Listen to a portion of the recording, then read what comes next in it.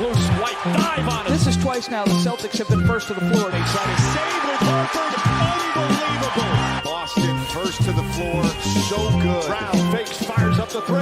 Bang! Tatum dives on the floor. Everybody dives. Jaylen Brown with the flush. Blocked by Porzingis. He's doing it all. Tatum spinning, driving, layup. Washington drives. Blocked by White. Oh, what a block from Derek White.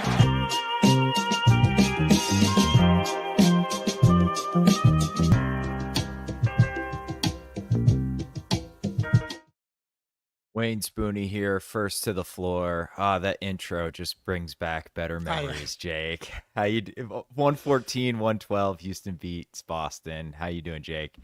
What up, dude? Yeah, I'm doing good. It's good to watch, queue up game 5 of the finals, game 3 of the conference finals. There's plenty of good moments to fall back on when you cop a loss like last night, which on one hand, I thought the game was objectively awesome. It was. It was pretty sick. You had star players doing star things and Amen Thompson breaking out in front of our eyes, and sadly Dylan Brooks he makes for good entertainment. Even I was able to be this if I'm wanted literally go to Boston and stab him under 2 minutes left, I'm just into the show, death threats, whatever. It was in you got two of the best teams in the league kind of going at it, and you don't have Derek, Horford, Hauser, so you go toe to toe, and you lose. On paper, you can kind of Dylan Brooks hits 10 threes, you can kind of hand wave and be tip your cap and move on, but at the same time, it's 14. What was the lead in the fourth quarter? 13, 12-point lead. And it was at least 10. I don't know if it got to 12, but it was 10, and went away. Gotta win that, man. You got to win that. This is kind of what the Rockets do, though. They're a big-time team of runs because they do force a lot. They're super aggressive defensively, so you can get good looks against them if you're patient. Man, it was a weird loss because I came out of that game thinking the Celtics played really, really well, and it's kind of a basketball gods loss because Dylan Brooks' previous career high was 6 threes and he made 10. It's crazy. Amen Thompson shoots 39% from floater range, and he must have hit 5 over KP and Luke Cornett with almost getting blocked, and they roll in. And I thought, in the second half, especially, the offensive process, basically it was Tatum heliocentric ball, was amazing. And the Houston has the second best defense in the NBA, and I thought we got any shot we wanted at all times, basically, in that second half, including in crunch time, where I felt like Jaylen Brown, I know, missed 2 wide open threes that Tatum created for him. And I believe Drew missed another pretty wide open one in the corner. Any of those win the game. So I'm not I actually thought this was a great performance. You're right. This was a super fun game. Scal at one point just this is why I love basketball. I did enjoy damn right, that. Scal. Yeah. Yeah, dude, it's you just can't go 0 for 3 on those looks. That's it, really. If you go 1 for 3, you probably win. If you go 2 for 3, you'll most certainly win. If you go 3 for 3, it's a no-brainer. You go away with it. And you go 0 for 3. And that kind of feels like a little bit of the story at the moment with this team. It's those shots last year, they hit 2 out of 3 or 3 out of 3. Yeah. That's just right now, man. And clutch Tatum, he was so good in that second half. Yeah, dude, it was crazy. He had the 2 layups, got downhill and finished at the rim. The passes, he had one play that wasn't converted because they were trying to hunt Sengun. And they were pre-switching him. Tatum read the pre-switch and fired a pass to Cornett, who should have gone up with it, who then passed it hot potato to Nemi and it ended up in a turnover. And Tatum was it went out of bounds at the other end, and he was still Houston ball. And Tatum was you gotta fucking go up with that, man. And I thought that was such a high level read to know that you're trying to get this matchup. You read the pre-switch, and as they're pre-switching under the rim, you get the ball to your 7-footer who had been like fucking awesome at the rim, by the way, Luke. So should have finished that one, but I thought him in particular was so good. But and where was he in the first half? Sturgis asks. We've been talking about the coasting thing.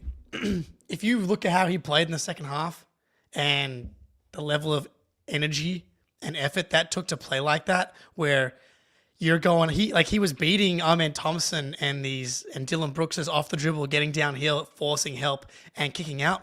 That is like so much work, which is why he's on the injury report, I'm guessing, for tomorrow's, because it doesn't matter as much as these losses hurt. It's like, what's the point of him doing that for what he usually does in the playoffs and what he did in the NBA finals for 40 minutes a night, downhill 16 times a night? That we know that the Celtics know and that Tatum knows that's their best version, and see him like dissect them. Like he's like crossing people up, beating double teams, getting downhill. It's a delicate balance. It is a delicate balance. I think the most important thing is we know that is effectively unstoppable if we just kind of have Tatum run the high pick and roll and make sure we get a mismatch into that action. I mean, they were just trapping him for large portions of the second half, which completely undermines your defense. And that's the reason why our offense looks so good. So Sturges, I saw in the chat, it's kind of gone away now. When are we going to start talking about results instead of the results suck? I mean, like, this objectively sucks that they keep losing. Like, there's not much to talk about. Like, this fucking blows that they keep losing. I'm pissed off about it. But I think there's a marked difference between that Toronto loss and the end of the Atlanta game compared to a game like tonight where I thought they played really well. They ran up against a ridiculously hot shooting Dylan Brooks, of all people, against the second best team in the West. I think the fourth best record in the NBA.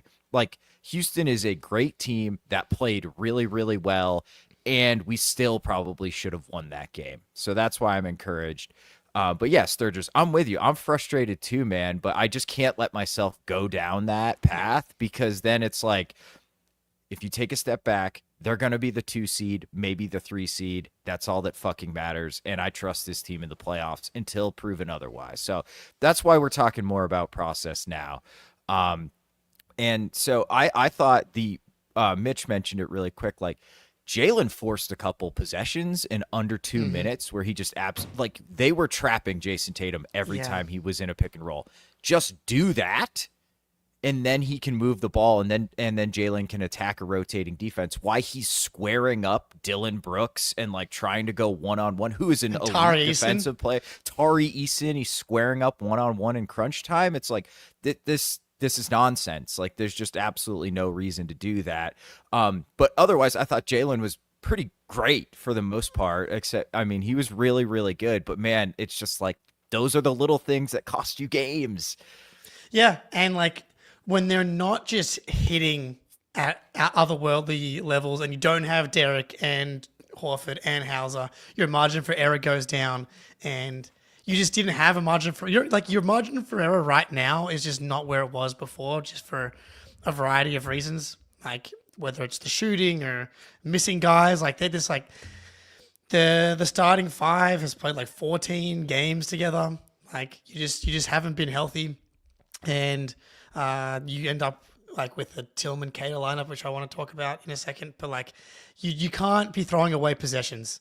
And to Jalen's credit, as you said, he was awesome in the first half, and you're not in the game without him, because he was just like generating a ton of tough buckets in the mid range, a little bit more under control, or they were kind of ready for it in that second half.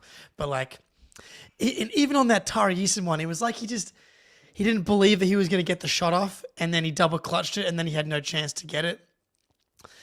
Frustrating, because as you said, it was like they were just generating clean look after clean look after clean look. The Cornet double big lineup with Porzingis was really good. I checked going into that game. It's a plus 38 net rating. Dude, AP Cornet. Luke 2-man lineup. Yeah, and it probably, I don't know if it got better just because that was a close game, but they looked really, really good together. I think that's very matchup dependent. Like, Houston, Dylan Brooks made a bunch of shots, but they've had a hot shooting January, but they are not a great shooting team. So you can afford to play 2 bigs like that against a team like Houston. But it just like it opens the floor up a ton, and it kind of gives you two safety valves. Like if you get trapped, because you can just like throw it really high to either one of them, and they're both going to make the correct decision once they get the ball, and they're both really quick decision makers. So offensively, man, it's fun to like it's a really unique lineup to have two like massive fucking centers out there in the modern NBA. And it's KP shooting, which again 3 for 4 again last night, has really like opened up every lineup with him in it, and he's been playing pretty damn well recently. Yeah, dude. I mean, he has an argument for the best Celtic over the past like 10 plus games, if not more. Like he's just been really good.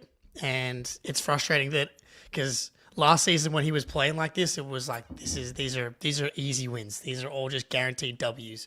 And the shooting of some of the other guys and just having some guys out is leading to some losses. But him playing really well, and the fact that we're not getting these wins is painful because I'm like, is like the next injury like around the corner? And it's like we haven't capitalized on this healthy Porzingis stretch, but can't really worry too much about that. And like, do you guys worry about the bad habits? I think this is actually an encouraging, like, this is good. This was good habits. I thought the defensive intensity was good. I thought the offensive process was a lot better. Now, the last possession of the game was a disaster. Like as far as defensive possession, where Amen Thompson gets the floater on Jaylen Brown, who there's just a miscommunication from the sideline, it sounds like. And Luke's telling Jaylen to go. And, like, at that point, Jaylen's got no chance of stopping. Maybe, in theory, if you slow it down, it's like, don't close out hard on him. But, like, in that moment when things are moving so behind fast, the play. It's just too hard. And so that's on Joe. Like, I don't think that is, like, a problem that I'm worried about in the playoffs. I think they'll be more prepared. But, you see that Hawks game, there's the Clippers game, there's been like some late game, like last possession. Like I don't even think of it as like fourth quarter crunch time execution. It's just like simple stuff, simple end of game. Like have the play ready. Don't pass the ball into the corner. Drew Holiday, you have the ball under the basket. Like just dribble it. Like the way that they executed offensively and defensively, like at times in the fourth quarter, I thought was great. It was just like these last like things that I don't typically have to worry about a team that's like this veteran, like having to worry about that stuff. Yeah, and I think you saw Luke not being comfortable being in those late games. He's never out there for those types of situations. And he frankly probably should not have been out there for those situations. I think maybe you go straight defense and throw Springer out there or something. Because Luke got absolutely dicked by Sengun on the possession before that, where he had a wide open layup to take a 2-point lead. That was really, really bad. And Luke was just nowhere to be found. But you're asking him to essentially defend. And like Sengun's not an athlete, but he's tricky and he's much better in space offensively than Luke is defensively. So like, why is Luke out there for that? And then like offensively though, I thought they looked. This is probably the best late game offense execution they had, at least for those last like 2 possessions. That final possession was kind of all Tatum. He had Amen Thompson ISO'd and he just went at him and scored, which you can't. That's not exactly an amazing play call, but like the fact he went at one of the best defenders in the NBA and just scored on him was pretty awesome. Made me want to win that game even more. And then, of course, that last possession. Yeah, it would have been a really sick win. And like, look, it's not great to like the miscommunication on the final play is not great. Jaylen, he got stiff armed. I'm sorry, man. Amen Thompson fouled him on that drive. But even still, like that's a 10-foot, like one hand off balance floater. That's not a great shot. It's really not. I knew he was going to make it because he'd been making it all game. But I mean, ideally, you don't close out. You make him take the pull up, and you probably are going to overtime. Or he probably makes it anyway. Yeah, he probably makes it anyway. Yeah. Let's be honest. Yeah. I also thought Tatum could have like come over and to get the block late too. I was like, he looked like he was coming over, and then as Armin went up, he kind of pulled back. I don't know why he did that. I thought that if he fully committed, he could have potentially gotten a block on that play. But again, it's easy when you're slowing these things down to say that. But frustrating. But what was I gonna say? The Dylan Brooks 10 threes thing. So, firstly, actually, do you want to do an ad read first, and then? Yeah. Do you want me to do game time? Yeah. All right. Let me get game time going here. I think I've got it up. All righty. There's nothing better than playoff football, getting to see the best players in gridiron history like TJ Yeldon, Andy Dalton, huck it, chuck it to see who the best team in the NFL is. And I've been reading this read since the playoffs started, and I've been saying it's probably the Chiefs. And unfortunately, it still looks like it's probably the Chiefs. But that doesn't make playoff games any less fun. There's no better way to grab tickets to a football game or any event than Game Time. Game Time is a new feature called Game Time Picks that makes getting tickets to see your favorite teams play live even easier. Game Time Picks filters out the fluff to show you only incredible deals on great seats, so you don't have to waste time searching through thousands of tickets. On March 18th, I'm on my way back home. I'll be in Boston. I'm going to the Nets and the Celtics to watch the Celtics totally not screw it up against the Brooklyn Nets, the tanking Brooklyn Nets.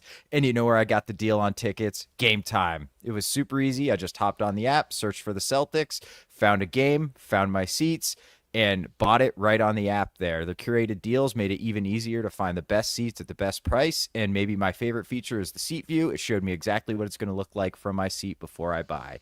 So take the guesswork out of buying tickets with Game Time. Download the Game Time app, create an account, and use code CLNS for $20 off your first purchase. Terms apply. Again, create an account and redeem code CLNS for $20 off. Download Game Time today. What time is it? Game Time.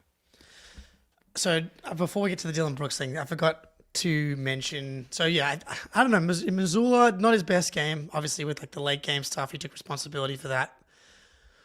The Tillman Kata lineup. Why?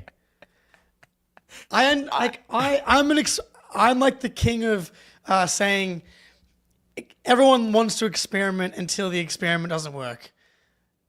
I don't think we needed to know about that. We didn't need to test that one. It's I don't know, man. It's like testing to see if you can hold your breath for 12 minutes. You can't do it. I promise. You don't need to run that experiment. You're going to drown.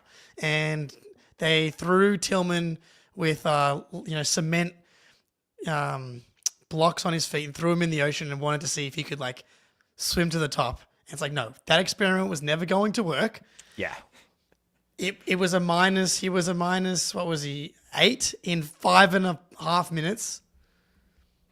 And every time the ball swung, Tatum was running a lineup with these guys, and they're showing him a shitload of attention because the spacing with Cater and Tillman out there is bad.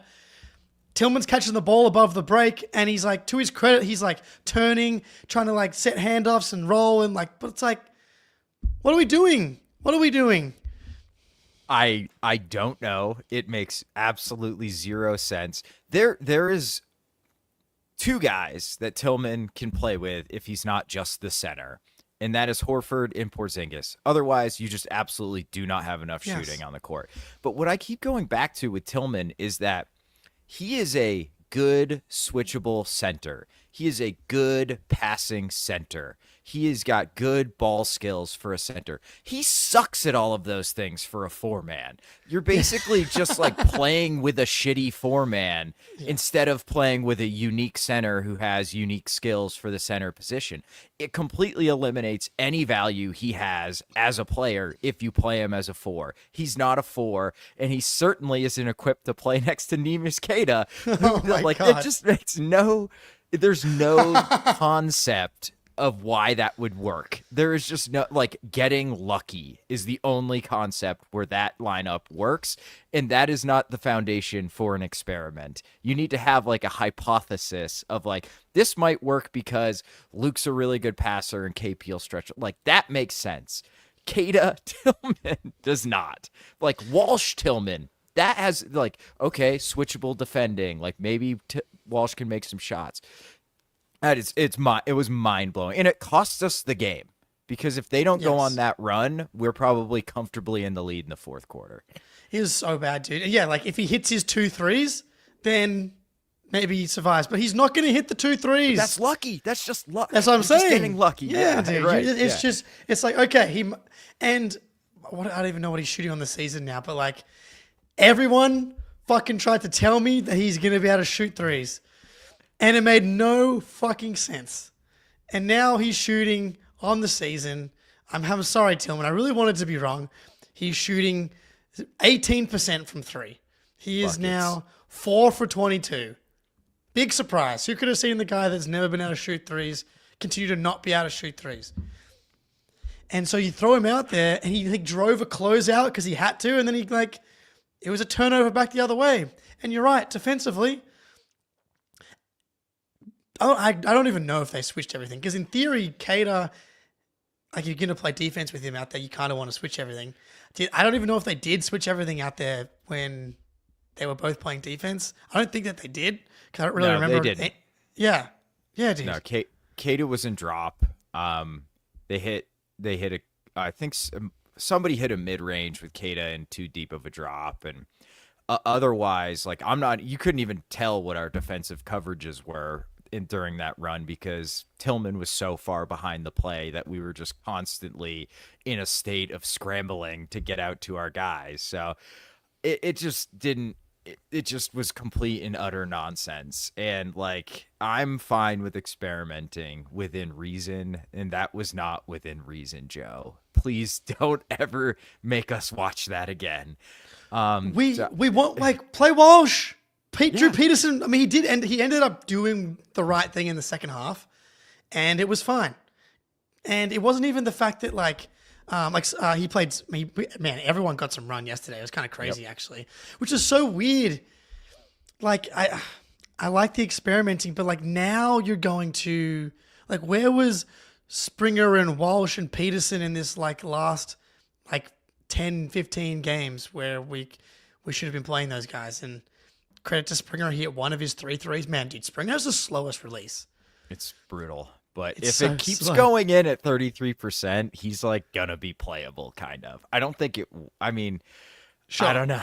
Yeah, More playable than Tillman at the 4. more playable. Yeah, more playable than Tillman. And Springer is a legitimately good on-ball defender. Yes. But I don't trust him to dribble, which is a problem for a guard. But on Dillon Brooks, okay, I kind of have a point I want to make about the way we defended Dillon Brooks. First of all, a couple of his threes were in transition or semi-transition, where it's like, okay, maybe you need to be locked in a little more, but you got to stop ball first. And he was just fanning out to the wings. And in general, you're happy with a Dillon Brooks transition 3.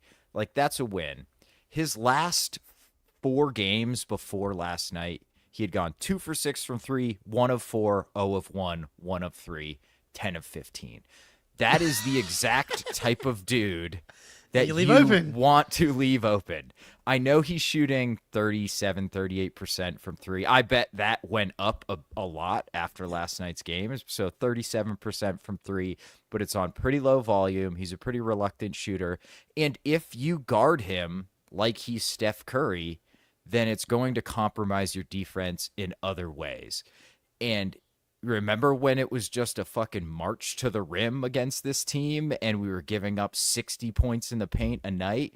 I'd much rather bank on Dillon Brooks not hitting 10 threes than let them get layup after layup. So I just like, that's a function of you need to be willing to give stuff up against other good teams. Like, there's just no other answer. You have to give something up.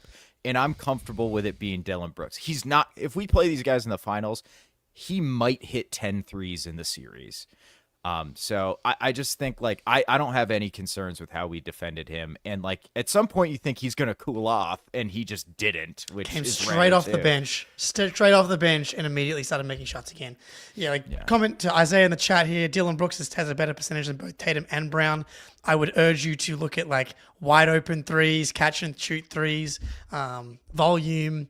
Like, these are like the types of threes that Dillon Brooks are taking are all open catch and shoot threes. The difficulty, the volume, all far more difficult on, like, he probably shoots better than Damian Lillard too. Is he a better shooter than Damian Lillard? Like, it's not how it works. He might be a better shooter than Jalen at this point. Well, I was going to say, Jalen might have a case to be left open, which is what they did. And Dylan Brooks hit 10 threes. Jaylen Brown actually hit, 2 threes? Three Three and threes yesterday, yeah. He was actually on track. I mean, he actually jump shot wise had one of his best jump shooting games in a while. Like, if you would have shown me that stat line, I'd be like, that's actually fine. It just needed one of those at the end to go in. And now, so the problem is, Booney from Mitch in the chat, this has been happening to the Celtics all season. When do we say it's time to adjust? And so the tweet that was going around today from Zach Cox, since Christmas, at least 12 players have set or tied their season highs from made three-pointers in games versus Celtics. Dylan Brooks, Gabe Vincent, Derek Jones, Trey Murphy, DeJounte Murray, Keegan Murray, Russell Westbrook, Julius Randle, Jaden McDaniels, Jarris Walker, Caleb Martin, Joel Embiid. So it's firstly painful. I mean, we were missing Kyle Anderson from early in the season, probably Larry Nance. Yeah, as was well. he 3 of 3 from 3? Yeah. Larry Nance. Oh, that's a good one, Jake. Fuck. In my very, I've been traveling the last couple of days, and so I really just got home like an hour ago, so I wasn't able to truly deep dive this, and I think I do want, I'm not sure I'll be bothered to do the full deep dive, but this feels like a Celtics problem. I promise you, you can make a very similar list for a lot of teams. Like, I went through like a couple of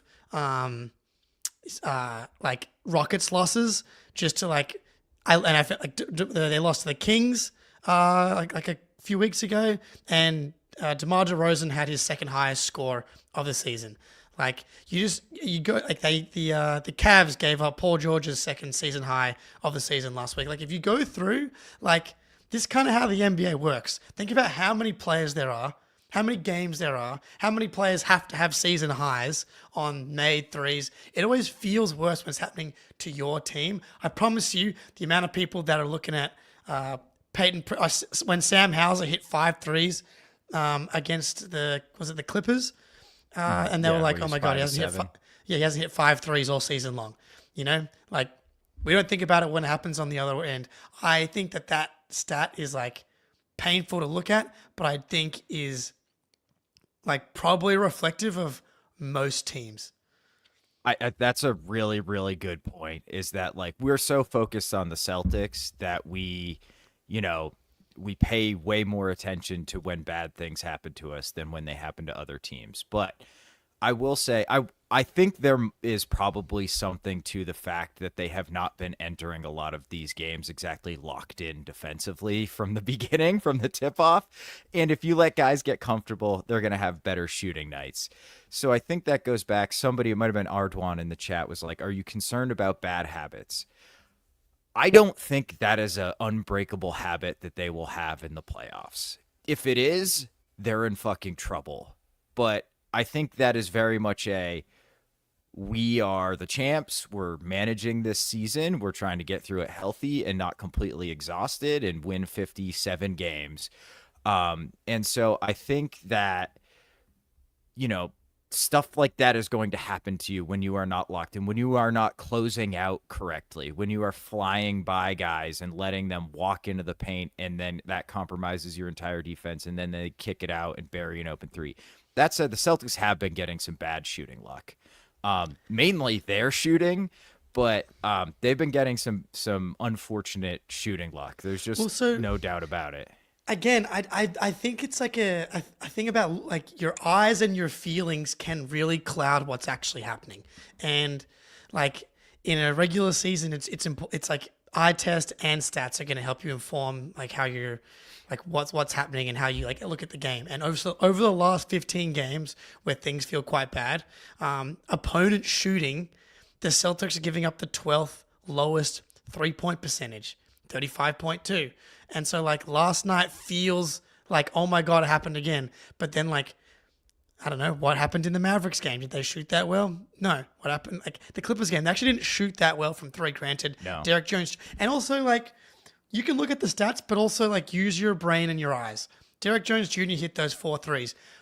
They guarded him hard.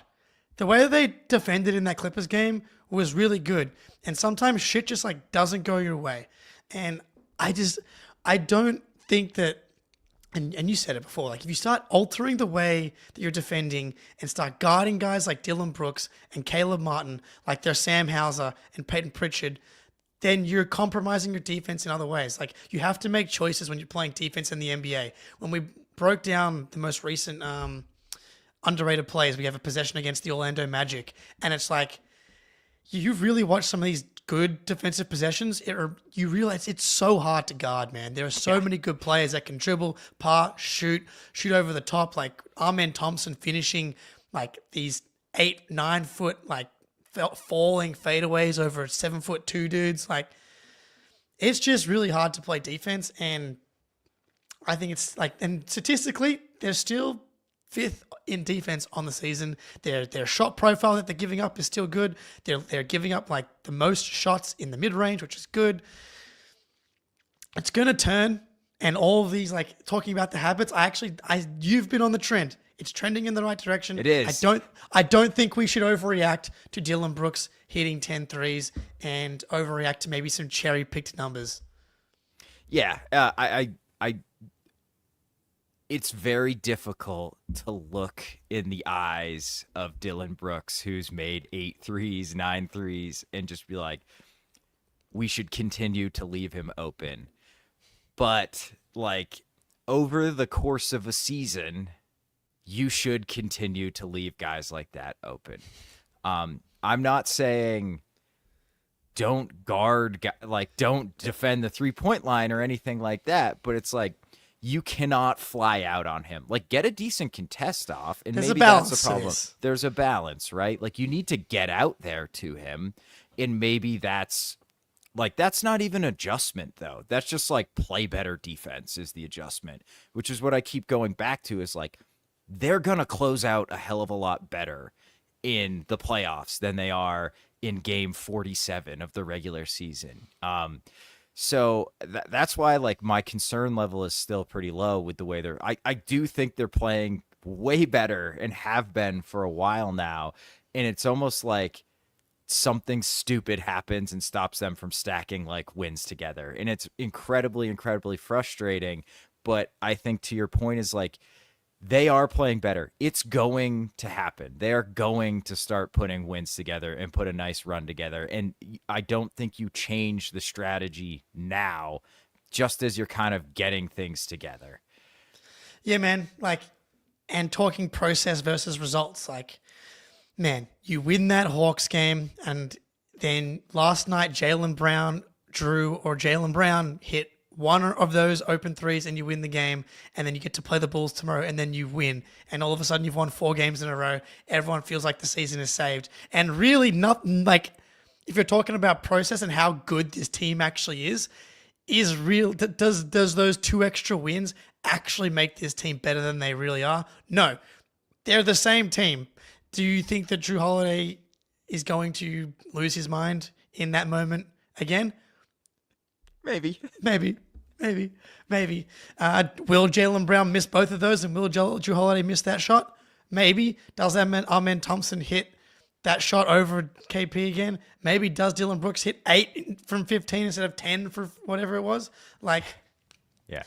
How well this basketball team is playing is really it would just feel so different right now if those 2 games were flipped. But to be the Kaizen Warriors that we strive to be and not get caught up in it, like, that is the exact fucking same basketball team. Yeah, exactly. That's a great point. Like, you are in the last month, like 3 plays going differently from being like 11-4 in January or something like that. You know, like the margins are that thin, and maybe the argument is like, why are the margins so thin? Well, it's the NBA, man. Like, you're going to have to play close games. Like, Dylan Brooks is going to make 10 threes against you some nights, and you're going to have to battle to get the win. So, look, the stupidity of some of this stuff, like the Hawks game, is borderline unforgivable, what they did. But I don't know. I just, like, they won the title and were fucking nails against Indiana. Like, they stole like 3 games against Indiana. that team still exists. It still very much exists, and I'm not going to let these performances shake my legitimate opinion about. I think this team is closer to the team that stole shit from Indiana than they are the team that Derek White doesn't catch the ball against New Orleans and almost loses the game. Like, that is not them. So the conclusion is like we can't overreact right now. Like it just stay strong. Let the process play out.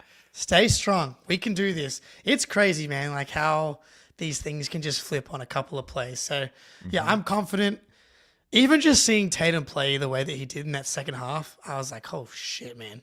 Yeah, haven't seen that guy for a little while. And it's like the coasting would be working so much better if you could just go 2 for 7 or 3 for 7 in, as opposed to 1 for 7 from 3. Fuck, man. Yeah. God damn it. It's like you can coast and shoot threes, but you got to make some of them. What the hell, man. Dude? You can't be shooting. He's like at 31% in January, which is just frankly not good enough. Yeah, it feels worse than that. It's not good enough. It's just really not. But I don't know, man. So Jimmy N, we really got to beat the Bulls. I saw Levine is not playing, and he's averaging 40 against us this year, though. So I think that might actually be a good. I don't know if it's actually 40, but he's averaging like 35 a game against us this year. So I actually think that is a good thing. Is that good, though? Is it good? I do. I think so, man. It has to be nasty. Good. Yeah. Surely. Oh, my God. Well, they're 16-1 after a loss, too, right? Like, they really? really don't. Yeah. Because they've only lost 2 games in a row once, right? That's awesome. Hilarious. So that's crazy. Cleveland lost 3 in a row. We haven't done that since like the Heat series that we lost. Yeah. And like that's who this team is, man. Like if they need it, they can find it. It's just frustrating when they don't feel like they need it for large swaths of the season, I guess. But goddamn. All right. Yep. Go out, beat the Bulls, and I'll do the ad read for Prize Picks now. I'll pull the and we're off. Super Bowl season, baby. Prize Picks is here for the Super Bowl. I'm flying back to Sydney to watch Super Bowl with my friends and be presented with my Justin Jefferson jersey after winning my fantasy league. The winner receives a jersey of the best player on their team. And so I'll be enjoying that while rooting heavily against Kansas City Chiefs. But while you're there, fire up Prize Picks. Prize Picks is offering a free pick with Mahomes only needing 1 passing yard to secure a square. And then here's what we're doing. We're going more on Saquon rushing yards. We're going less on Jalen Hurts passing yards. And we're going more on Travis Kelce receiving yards. And we're going no guarantees and gamble responsibly, obviously. But download the app today and use code CLNS and get $50 instantly after you play your first $5 lineup. Download the app today. Use code CLNS to get $50 instantly after you play your first $5 lineup. Prize Picks, run your game. All right. I think the Kelce Moore is he's gonna have a monster game after he did nothing, So surely we're gonna be clockwork oranged, our eyeballs open with Taylor Swift and like quick side tangent. So we've got like the Eagles Chiefs Super Bowl again. Pretty much a disaster for Patriots fans or Boston fans. Like the Philly side of things, and now Mahomes is potentially going to win his 4th ring and like start to really put pressure on Brady for like the GOAT status stuff. And like I remember 2 Super Bowls ago when it was Philly, Kansas City, I was like, I'm definitely going for KC, but then he won the next Super Bowl as well, and I'm like, now I don't know what to do. Now I don't know what to do. Because I place a wager every year on the Chiefs to win the Super Bowl as essentially as Tom Brady GOAT insurance, and it's paying like way too well. And but I don't know, who will you be? Do you have a lean on who you'll like emotionally be going for? I'm still thinking the Bills can pull this out somehow. I mean, it's a tough. I do really love Andy Reid. But I really like Saquon. I'm kind of just like really big fan of Saquon for some reason. I don't really know why, but it's pretty cool. I think you've got to protect the Brady GOAT argument at all costs at this point. And like Philly fans, as long as it's not the Sixers, I don't really care about Philly winning. In the past, have beaten them in a Super Bowl, so you can hold that over them. So that was a long time ago now, but so I think it's got to be Philly. I know it's tough. There's no good that's what I'm answer. saying. It's like, can I bet my life savings on like what song Kendrick Lamar sings at halftime to give myself like a something to actually care about outside of the actual game. Like part of the reason I hate the Eagles in particular so much is there was a fantasy league I was in like 5+ years ago, and there was an Eagles fan in there who just like hated Tom Brady and was like constantly just like talking shit about him. And like that one person is like the reason I can't root for Philly. So it's a real problem for me. Anyway, Yeah, they're a tough hang. I'll give you that. tough. De'Aaron De'Aaron Fox, go for Yeah. it. Pretty crazy, man. So he's a free agent in 2026, and there was just a report, I think it was Shams, that came out that said Sacramento's looking for trade partners for De'Aaron Fox. So Drew Holiday for him? I'm in. Yeah, How me much too. does that work? Probably not, right? Fox I makes don't too think much. Yeah, I think De'Aaron Fox makes too much money, but it'll be really interesting to see who goes after him. I wonder if the Rockets are a team that could make a play for him. Because like Fred VanVleet's their starting point guard. Fox is a steals guy, and he plays with pace, which is exactly what they're trying to do. He can shoot now for the most part. And he's like perfectly aged for their core. He's like a couple years older than most of their core guys, but he will be around for a long time.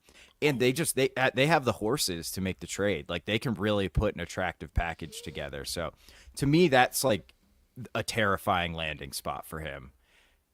I'm just looking. Oh, Drew makes 30 this year, and De'Aaron Fox makes 34.8. Close. Yeah, not gonna happen. Stupid CBA. I love you, Drew. Would never trade you. But the Rockets would be very scary. Like he would easily be their best offensive player immediately. As like Fred VanVleet's solid. I think it's a slight defensive downgrade. Like Fred VanVleet's pretty solid, but he's also not a like a game-breaking defensive player. I think that they would still have an elite defense, and I think that the overall talent upgrade and offensive upgrade would definitely be worth it. Because they're the Rockets. That second, the West is kind of heating up all of a sudden. Because the Nuggets and Jamal Murray have kind of like really figured it out lately. They're looking pretty good. The Grizzlies have been really solid, and Houston's still hanging in, man. Like 2 wins against the Cavs and a win against the Celtics. Like they're gonna be tough to play. I think in the playoffs, we'll see. Like in the playoffs, can Dylan, like going back to what we're talking about, is Dylan Brooks going to be able to, because he's going to be left open, is he going to be able to go Caleb Martin mode and carry the offense for stretches? Probably not. But as we now know. They really need somebody like Fox if they want to do anything in the playoffs. Like, there's just too many guys on that team you cannot guard.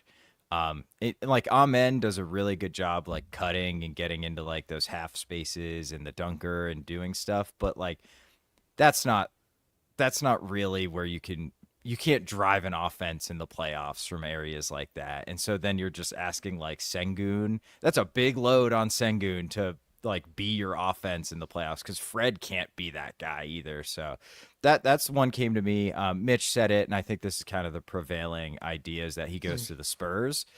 Yeah, that would, him and Wemby would be quite the tandem. I guess you could. It'd probably cost them Castle, right? I'm assuming if you're Sacramento, you would demand Steph Castle. You have to get Castle. And I'm not even like the biggest Castle fan, but like who were the best young players on the Spurs? And it's Vassell and Castle. Vassell and Castle. Yeah. I'm not sure who you want more. I mean, I like Castle more, obviously, and then he doesn't have the contract that Vassell does as well. Now I'm confusing myself. Is it Vassell or Vassell?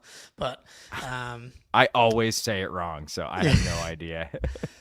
Yeah, I think just like having someone like Fox, similar to the Spurs and to the Rockets in a way, it's like having a game breaker that can having someone that could run pick and roll in the way that Fox is capable of with Wemby would I just personally would like to see it. Like Chris Paul's done a really good job, and I've honestly been blown away at how solid he still is at 40, at 6 foot tall. But like the athleticism just like isn't quite there, and having someone that can actually bend the defense with athleticism and jump shooting.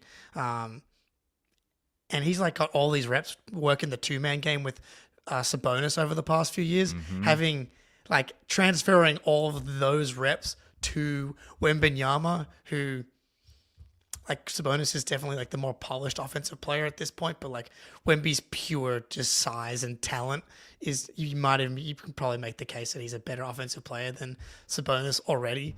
And so yeah, I would just go all in if I was the Spurs. Like you're to get talent like that, it just is really, really hard. You're never going to find like you wait for the perfect guy, hope that the Hawks give you a top 3 pick. I would like be very, very aggressive to get a player like De'Aaron Fox. Yeah, Wemby's ready to win like next year. Like it is not going to take him long to be ready to win. I'm interested what Sacramento would want back, because I feel like they're dumb enough to try to like retool instead of just rebuild and like hold on to Sabonis. And like the DeRozan thing, what a disaster. I was like, that's dumb. They shouldn't do that. I feel like we were all kind of like, what is the point? He undermines your spacing on a spacing challenge team already. So like, I don't really know where Sacramento goes. Like Vassell, at least Murray, Vassell, 2 young, like big wings, but neither of those guys are like, oh, he could be a primary creator for you. So you've got like, hey, your 4th and 5th best players are locked in long term, which is great, but you kind of lose the whole point of the team once De'Aaron Fox is traded. And like the Spurs do not have a guy that like, okay, here's our foundational piece. I don't really think the Rockets do either, because there's no fucking way they're trading Thompson for him either. So I just feel bad for Sacramento fans at this point, man. This is brutal. Yeah, it's pretty Kang's energy. Definitely didn't really see. It feels like De'Aaron Fox is essentially just kind of trying to force his way to the Spurs, which smart man. Like the ceiling in Sacramento was very clear. It's like play-in team in a good year, you're like the 6th seed. They had the perfect year a couple of years ago, and they were a first-round exit as the 3 seed to the Warriors. And that's like the ceiling. And if you're De'Aaron Fox and you're like entering your prime, or you're at the early stages of your prime, it's like, get me somewhere. And what better place to align yourself than with like the future alien of the NBA? So on one hand, I'm like a little bit scared, but you can only be so worried about teams in the West. So yeah, I would like to see that. I'm intrigued to see if this is some nice trade slot for the trade deadline. I saw someone ask in the chat before when we're going to do trade deadline stuff. Probably Thursday ET, the night after the Bulls game, because that'll be a week before the deadline. It's just such a quiet deadline period. But yeah, we'll get some names. Yeah. We got some names. There's some minimum guys out there we could chase. I think we got to be open to trading Tillman at this point, right? Like if he's not going to play, I mean, might as well. And he might have a little bit of value, certainly more than I think Keita does. So, but yeah, we'll do it Thursday. We'll get some names together. We'll contribute to the slop and go from there. But I don't know, Jake, you want to wrap it up there, or you got anything else? No, I think we're good. Back tomorrow for the Bulls playback and do some late night stuff as well, probably. Just win the game, Boston Celtics, and we'll get to 7-4 if we win tomorrow. We need to go 8-4 for a 40-20. So we've been real nice to have that Rockets win yesterday. But, actually, real quick question: does it count if you're 39-20 and that you got to be 40-19, right? 40 before 20. Okay, all right, got it. Locked in. Yep. All right, join the playback, and we'll be back Thursday night. Thanks everybody in the chat for joining. We are out.